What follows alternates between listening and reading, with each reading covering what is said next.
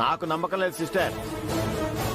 వీళ్ళకి బ్రిటిష్ వాళ్ళకి పెద్ద తేడా కనిపించట్లేదు నాకు. వాళ్ళు కూడా ఇంతే. 250 సంవత్సరాలు మన ఉప్పు కారం తిన్నారా? మన ఉప్పు తిన్న విశ్వాసం కూడా లేకుండా మన దేశాన్ని దోచుకు తిన్నారు. వీళ్ళు మన ఆస్తిలో వాటా అడిగినట్టు.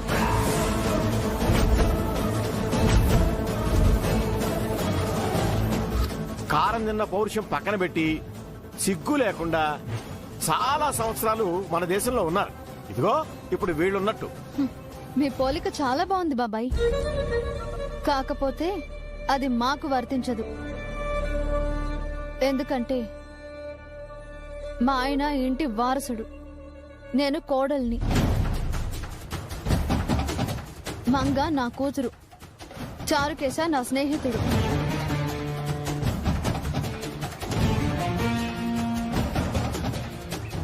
ఈ ఇంటి ఉప్పు కారం తిన్న విశ్వాసం పౌరుషం లేనిది ఎవరికో మీరే ఆలోచించుకోండి.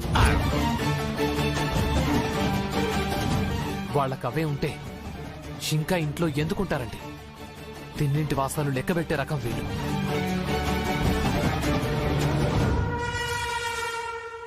ఎదుటివారిలో మంచిని చూడలేరు, ఎదుటివారు మంచి చేస్తారన్నా ఆ మంచిని పొందలేరు. చూసావా వదినా, మీ ముందే మమ్మల్ని వాళ్ళు ఎన్ని మాటలంటున్నారో. కన్న తల్లిని కూడా తన వైపుకు రప్పించుకోలేని వాళ్ళు ఎన్ని మాటలంటే ఏంటోదినా?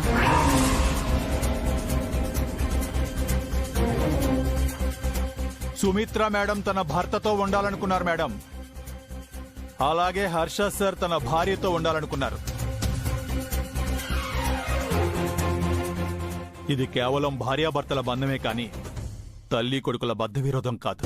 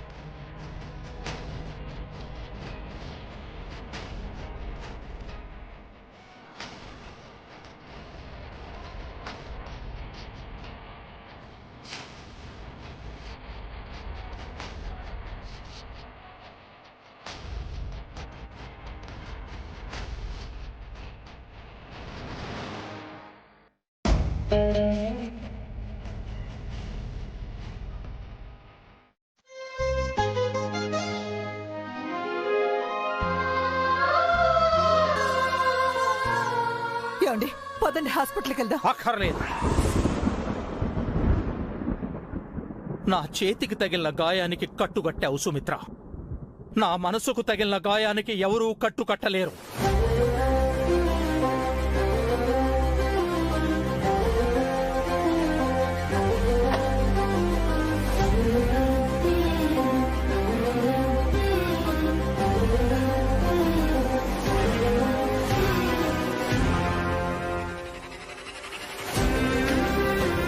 ఆయన మనసు ఎంతలా గాయపడిందో విన్నావా హర్ష?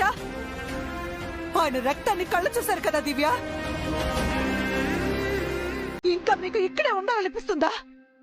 ఇలాంటివి ఇంకా ఇంకా చూడాలనిపిస్తుందా?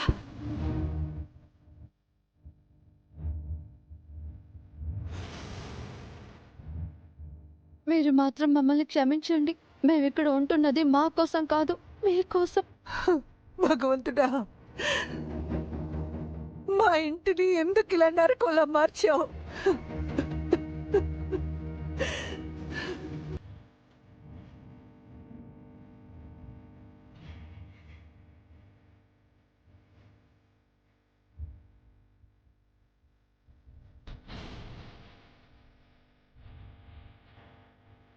ఆగండి. ప్రసాద్ ఏం చెప్పాడో విన్నారు కదా? ఇది మీకు మాకు మధ్య చెరగని గీత. ఇది ఇంటి మధ్యలో గీయలేదు, ప్రసాద్ గుండెల్లో గీయబడింది. మీ వల్ల తన గుండె 2 ముక్కలయ్యింది. ఎప్పటికీ అతుక్కోదు. మీరు ఇంటి నుండి వెళ్ళిపోవడమే బెటర్.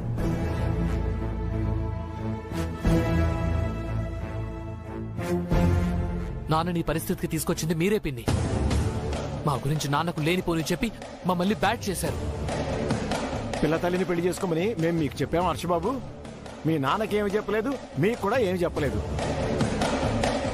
మీ గురించి మామయ్య గారికి నిజం చెప్తే అందరం ప్రశాంతంగా ఉండొచ్చు అని అనుకున్నాను బాబాయ్. కానీ మీరు మమ్మల్ని ఇలా వీధిలో గెంటేస్తారు అనుకోలేదు.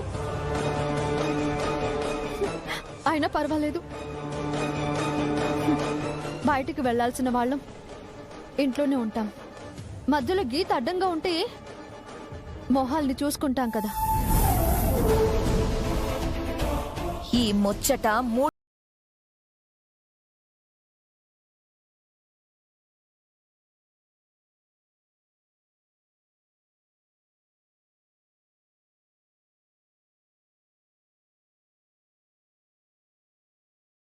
కన్న కొడుకు కదా, ఆ మాత్రం బాధ ఉంటుంది కదా.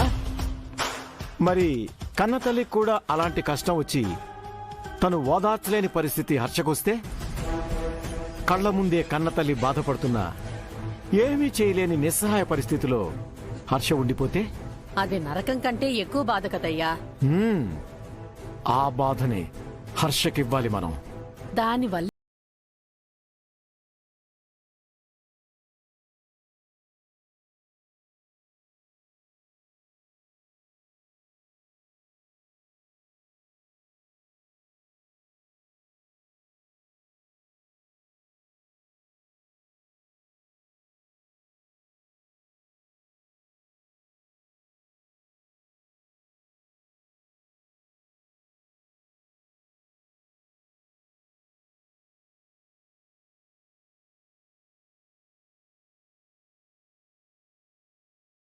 మనదే. ఈ ఆలోచన బాగుందయ్యా. కానీ స్టోర్ రూమ్ లో ఉండాల్సిన పెద్దావిడ పైన గదిలో ఉంటోంది. తనేలా కింద పడి కాళ్ళు చేతులు విరగొట్టుకుంటుంది? తనంతట తాను కింద పడిపోదు, మనం పడేలా చేస్తాం. మన మీద అనుమానం వస్తే మన వియ్యపురాలతో చేయిద్దాం. ఆవిడెందుకు చేస్తుందయ్యా? ఇప్పుడు నీకు చెప్పింది ఆవిడతో చెప్తే ఎగిరి గంతేస్తుంది. మెట్ల మీద ఏ నూనో ఆముదమో పోసి పెద్దావిడ కింద పడేలా చేస్తుంది. మరి బియ్యంకులకు అనుమానం వస్తే? ఆయనకిప్పుడు కోపం తప్ప వేరే ఏ ఎమోషను లేదు. నేను చెప్పింది చెప్పినట్టు రేపు అమలు చేద్దాం. డాడీ, ఏంటి బంగారం? Sorry daddy. దేనికి బంగారం? నా వల్లే కదా ఇదంతా.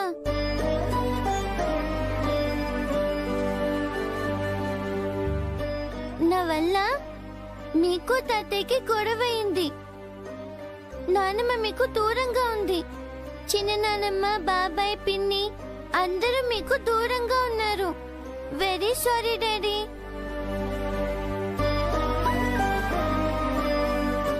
లేదు బంగారం, నీ వల్ల కాదు. నిజం చెప్పాలంటే నీ వల్లే నేను మళ్ళీ ఇంట్లో అడుగు పెట్టాను. నానమ్మకు తాతయ్యకు దగ్గరగా ఉంటున్నాను. మనం కలవకపోయి ఉంటే ఎప్పటికీ నేను ఇంట్లో అడుగు పెట్టుండేవాన్నే కాదు. థ్యాంక్ యూ బంగారం. నిజంగా అంటున్నారా డాడీ? నేను ఎప్పుడైనా నీకు అబద్ధం చెప్పానా బంగారం? అదే అడగబోతున్నాను డాడీ. మీరెప్పుడు నాకు నిజమే చెప్పాలి. నా వల్ల, మమ్మీ వల్ల మీరు బాధపడ్డా సరే, మాకు మీరు నిజమే చెప్పాలి. సరే, మమ్మీ, నువ్వు, నేను వేరు కాదు బంగారం. మనమంతా ఒకటే. కష్టమైనా సంతోషమైనా మనం కలుసుంటాం. మిగతా అందరినీ కలుపుకుంటాం. నువ్వు ఏ గిల్టీ పెట్టుకోకు. సరే పద, స్కూల్ డ్రాప్ చేస్తాను. పద. డాడీ, చారుకేశ అంకుల్ నన్ను డ్రాప్ చేస్తారు. నేను వెళ్ళొస్తాను daddy. I love you daddy. Love you two బంగారం. బంగారు తల్లి. Bye daddy. బాయ్ నాన్న. మీ మనసుకు విరుద్ధంగా మనం ఇంట్లో ఉంటున్నామనా? మీ మనసుకి అంత కష్టంగా ఉంటే వెళ్ళిపోదామండి. నేను ఫీల్ అవుతున్నది అందుకు కాదండి. నాన్నకు పట్టుదల మొండితనం ఎక్కువ అని తెలుసు కానీ మరీ ఇంతలా పట్టుబడతారనుకోలేదు. నాకు తెలిసి నాన్న చిన్న నొప్పిని కూడా తట్టుకోలేరండి. అలాంటిది తనకు తాను తన చేతిని గాయపరుచుకుని అలా రక్తం కారుతూ ఉంటే అంత బాధను ఎలా భరించారు? అసలు అంత నొప్పిని ఎలా తట్టుకున్నారు?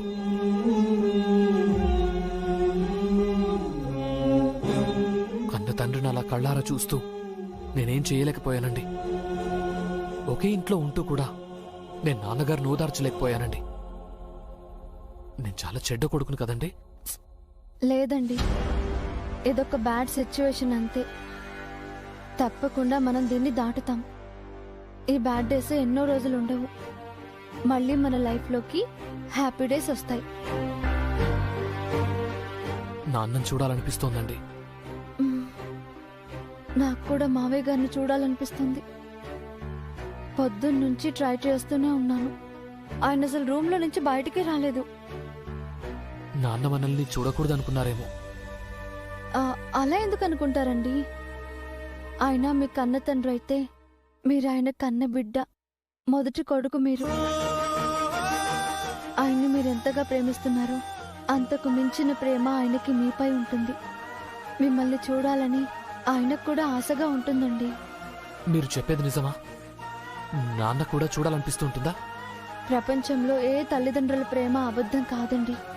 ఇంకా చెప్పాలంటే తల్లిదండ్రులు పిల్లల్ని ప్రేమించినంతగా పిల్లలు తమ పేరెంట్స్ ని ప్రేమించలేరేమో.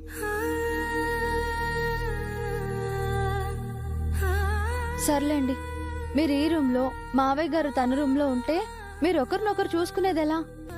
మీరైనా బయటికి రండి, అప్పుడు మావయ్య గారు కూడా హాల్లోకి వస్తారు.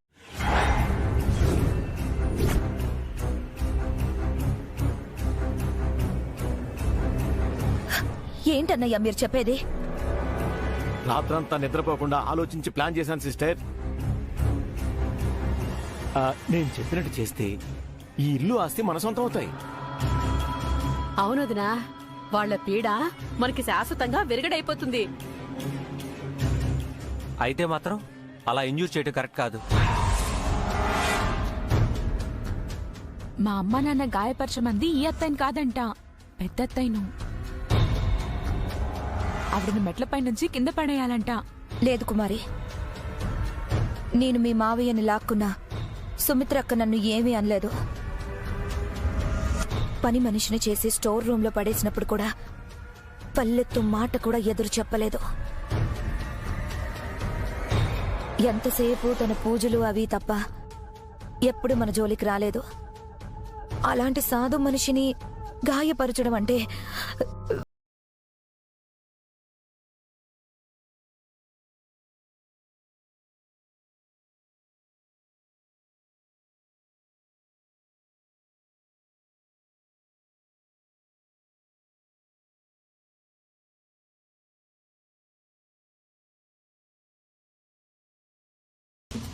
రెండు మూడు రోజుల్లో దివ్య మీ నాన్నగారిని తన వైపు తిప్పుకుంటుంది.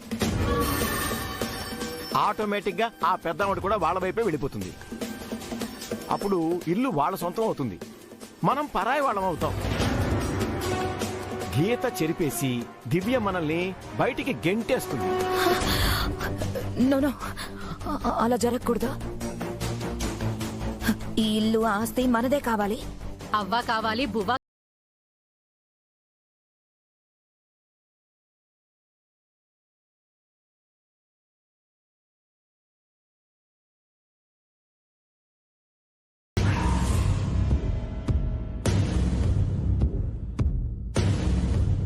నా కోపం ఆ దివ్య మీద తప్ప సుమిత్రక్క మీద కాదు. మీరు ఇంతగా చెప్తున్నారు కాబట్టి అయిష్టంగానే ఒప్పుకుంటున్నాను. అదేదో మీరే చెయ్యండి, నా వల్ల కాదు. మీరేమంటారు అల్లుడు గారు? నా వల్ల కూడా కాదంకుల్. మా మోకే అంత కాబట్టి ఏం చేస్తారు మీరే చేయండి. పైకి కనిపించరు గాని ఈ తల్లి కొడుకులకి ఆ తల్లి కొడుకుల మీద ప్రేమ ఉన్నట్టుందయ్యా. ఉండకుండా ఎలా ఉంటుంది? ఎంతైనా ఒకే భర్తను కట్టుకున్న ఆడవాళ్ళు, ఒకే తండ్రికి పుట్టిన కొడుకులు.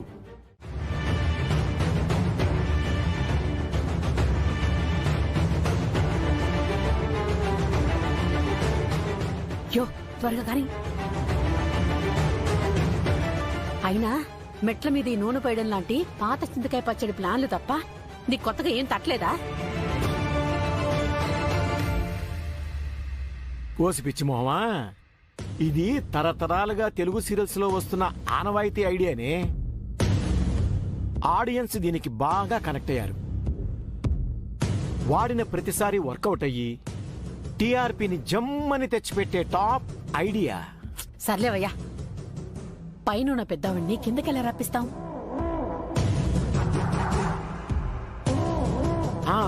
పైకెళ్ళి అమ్మా మెట్ల మీద ఆయిల్ పోసాం, కిందకొచ్చి జారిపడి కాలో చేయో విరగొట్టుకోమని రిక్వెస్ట్ చేద్దాం. ఊరుకోయ్యా, పేరంటానికి వెలిచినట్టు అలా వెళ్ళి చెప్తే ఎవరైనా వస్తారా? కదా, ఆవిడ కిందకి ఎలా రప్పించాలో అది ఆలోచించు.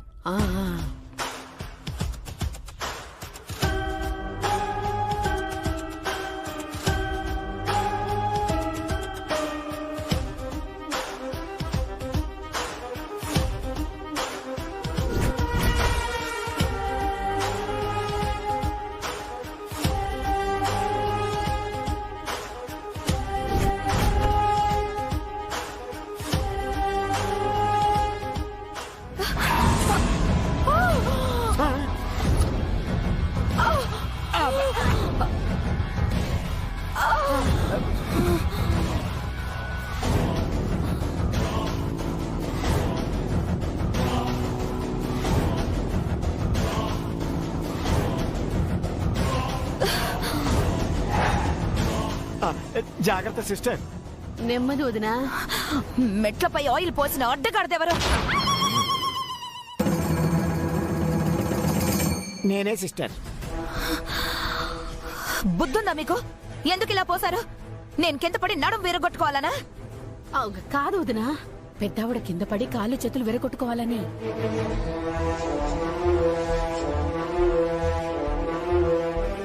ఈ ముక్క నాతో ముందే చెప్పాలి కదా. మీ ఇష్టానికి ప్లాన్ చేసేస్తారా? మీరే కదా సిస్టర్ త్వరగా పెద్దావిని కింద పడేయమని చెప్పింది, అందుకని. ఏదైనా నాతో చెప్పి చెయ్యండి. సుమిత్ర, అమ్మా ఏమండి?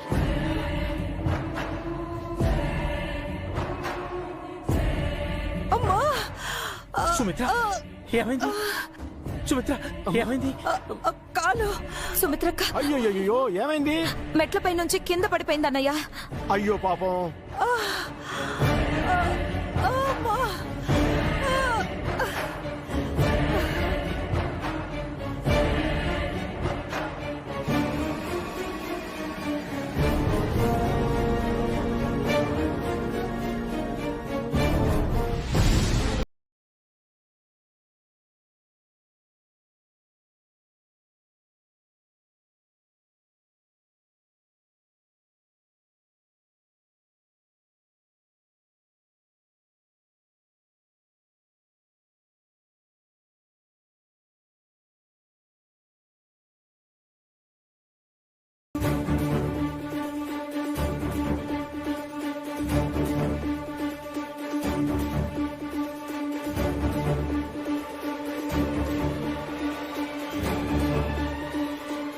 మరేం పర్వాలేదు సార్, కాలు కాస్త బెణికింది.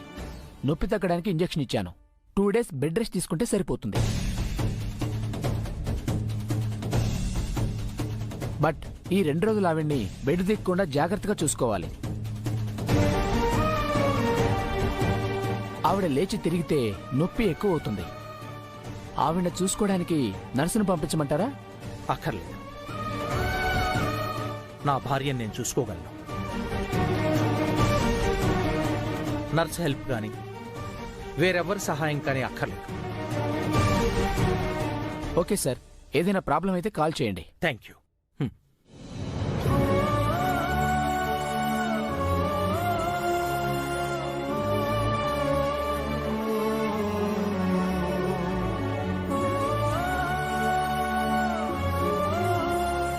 ఏమైంది దివ్యమ్మ?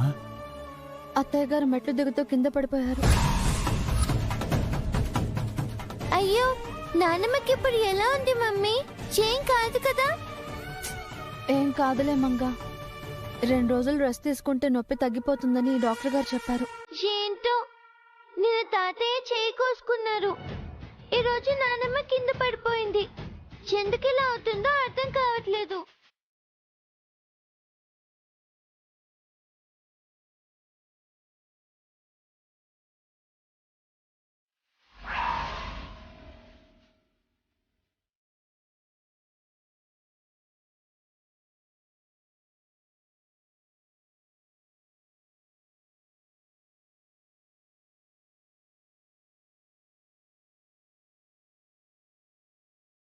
ఏం కాదు మంగా, త్వరలో అంతా సెట్ అవుతుంది.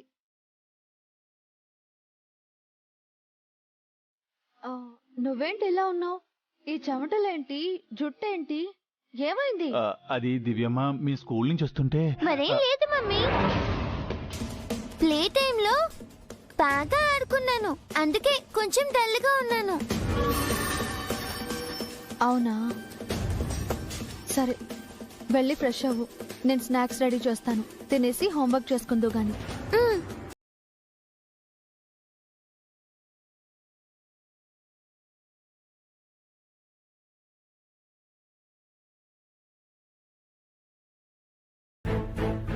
హోంవర్క్ కంప్లీట్ చేసావా నువ్వు? లేదు మమ్మీ. మరి హోంవర్క్ కంప్లీట్ చేయకుండా డాడీని ఎందుకు డిస్టర్బ్ చేస్తున్నావు?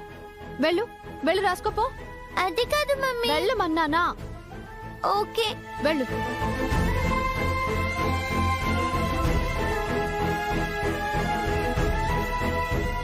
ఎందుకండి మంగను కసురుకుంటారు? పెద్దవాళ్ల గొడవలు చిన్నపిల్లలకు అర్థం కావు కదా.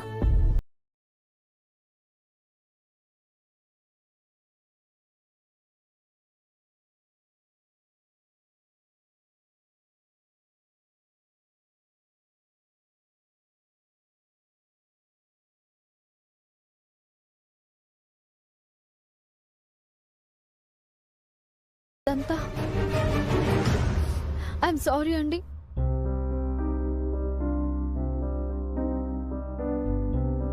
మంగంటే చిన్నపిల్ల, మీకేమైందండి? మీరు కూడా సారీ చెప్తున్నారేంటి? అత్తయ్య గారిని మీరు చూడలేకపోతున్నారు, అందుకు కారణం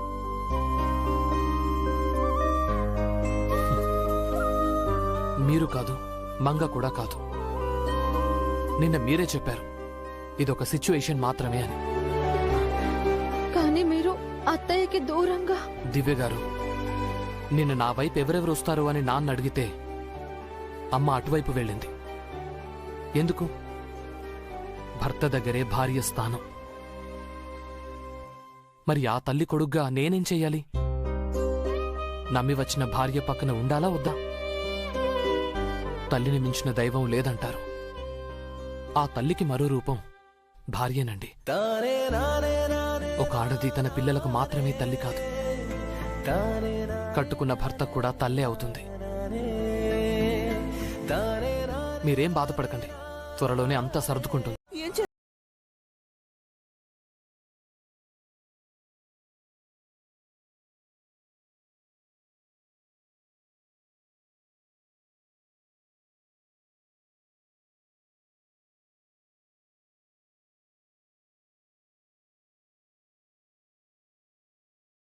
సవతి భువనను పిలవమంటావా? పిలిచి నీ కాళ్ళు పట్టుకుని ఆయింట్మెంట్ రాయమంటావా? లేక చిన్నబాబుని చిన్న కోడల్ని పిలవమంటావా? వాళ్ళు నీకు సేవ చేయగలరా? వియ్యంకుల్ని పిలిచి చేయమంటాం బాగుండదు కదా. పర్వాలేదండి, ఆ ఇంటిమెంట్ ఇలా ఇచ్చేసేయండి, నేను రాసుకుంటాను. నీ దగ్గరుండి నిన్ను కంటికి రెప్పలా చూసుకోవాల్సిన పెద్దబాబుని నీకు దూరం చేశాను. పంతానికి పోయి గీత దాటి రాను అంటున్నాడు. నువ్వేమో ఇలా. ఎవరికి తప్పినా నాకు తప్పదు కదా. కాల్చాప్. వద్దండి. నాకే ఇలా జరిగితే నువ్వు నాకు సేవ చేయవా? భర్తకు భార్య సేవలు చేయటం తప్పు కానప్పుడు భర్త భార్యకు సేవ చేయటం పాపం ఎలా అవుతుంది? మీరు పెద్ద లాయరు, గొప్ప పేరు మర్యాదలు కలవారు. నేను చదువు సంధ్య తెలివితేటలు లేని ఒక అనామకురాల్ని. నువ్వెవరివైనా నేనెవరినైనా మనిద్దరం భార్యాభర్తలను సుమిత్ర. ఇంతకాలం నేను నిర్లక్ష్యం చేశాను, అవమానించాను. ఇప్పుడేదో నా తప్పును నేను తెలుసుకున్నానని కాదు, ఇంకా తప్పులు చేయకూడదని నిర్ణయించుకున్నాను.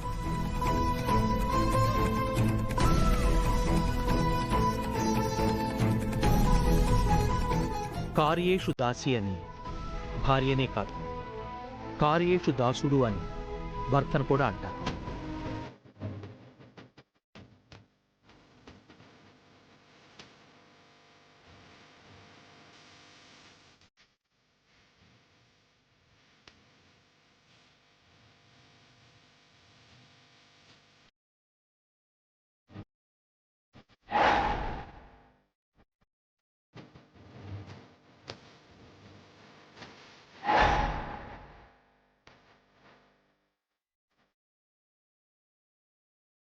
చరిదికోని ఉదుటి రాతకు శ్రీకారం దంపతే.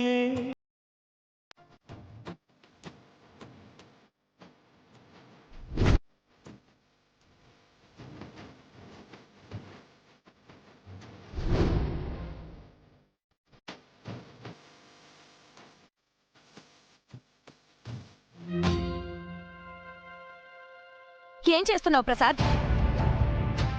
కనబడ్డం లేదా?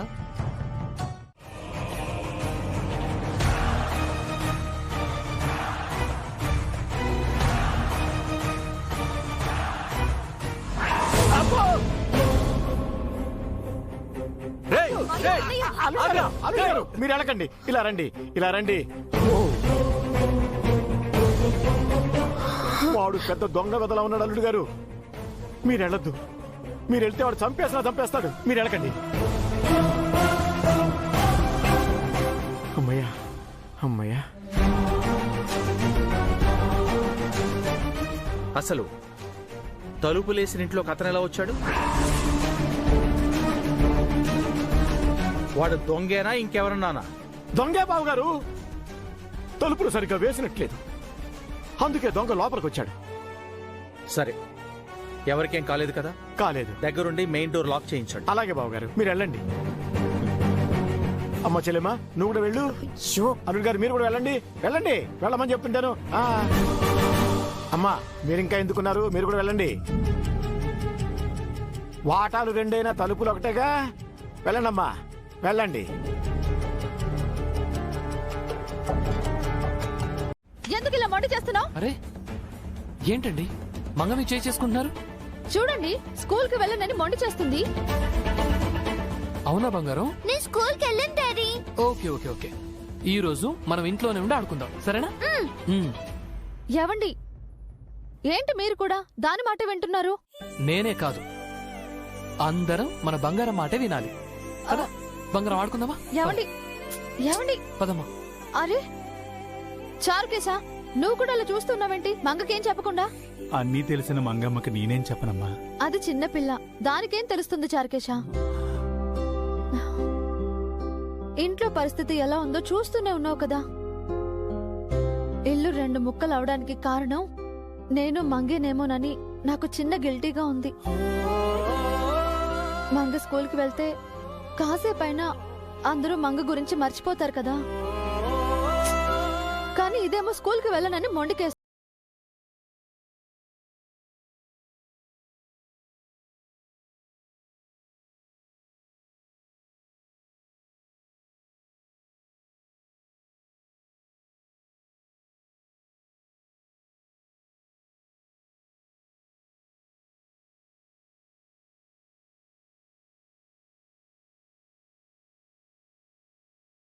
దివ్యమ్మా,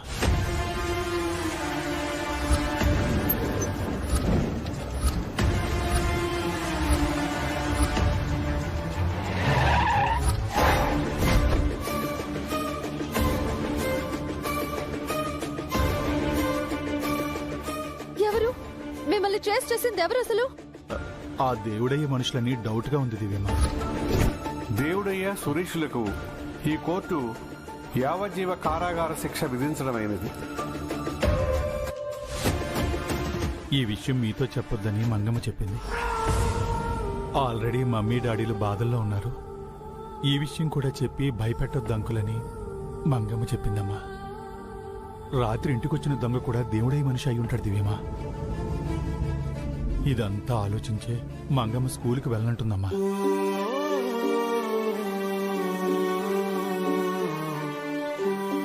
ఇన్ని తెలివితేటలు మంగకి అసలు ఎలా వచ్చాయి చారుకేశ? మంగమ్మ మీ కూతురు దివ్యమా. అంతకు మించి ఆ మంగమ్మ అంశ అచ్చు అలాగే ఆలోచిస్తుంది. ఆ అమ్మాయి ఈ మంగమ్మ దివ్యమా.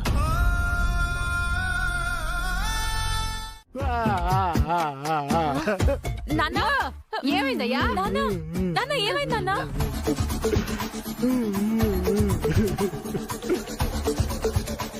వాచ్మెన్ గా ఉన్నప్పుడు మన ఓనర్ గారు కూడా ఎన్ని తిట్టుదెట్లా మొహం వాచిపోయేలా తిట్టిపోయారు. మనకి కొంచెం కూడా గౌరవం లేదు. చా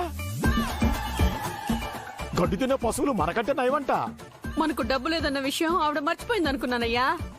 గుర్తు పెట్టుకుని మరీ దెప్పి పొడుస్తా ఉంది. ఆస్తి మన చేతికి రానివ్వమ్మా. వెంటనే ఆవిడ్ని ఇంట్లో నుంచి తన్ని తరిమేద్దాం.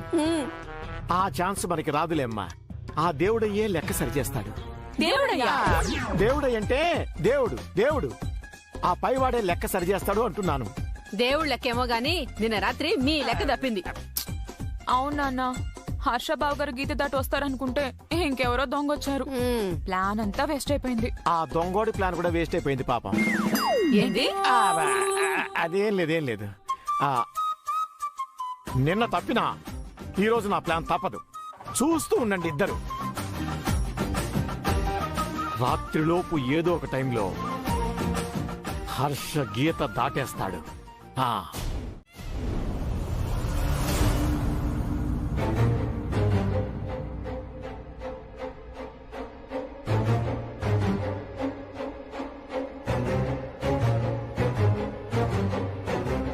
హలో రావు గారు, లోపలికి రండి. చెప్పింది గుర్తుందిగా? గుర్తుంది మేడం. ఒక 10 నిమిషాలు మీరు మా మావయ్య గారితోనే ఉండాలి. మా చిన్నత్తయ్యని కూడా మాటల్లో పెట్టాలి. అలాగే మేడం, అంతా గుర్తుంది. లోపలికి వస్తున్నాను. ఓకే.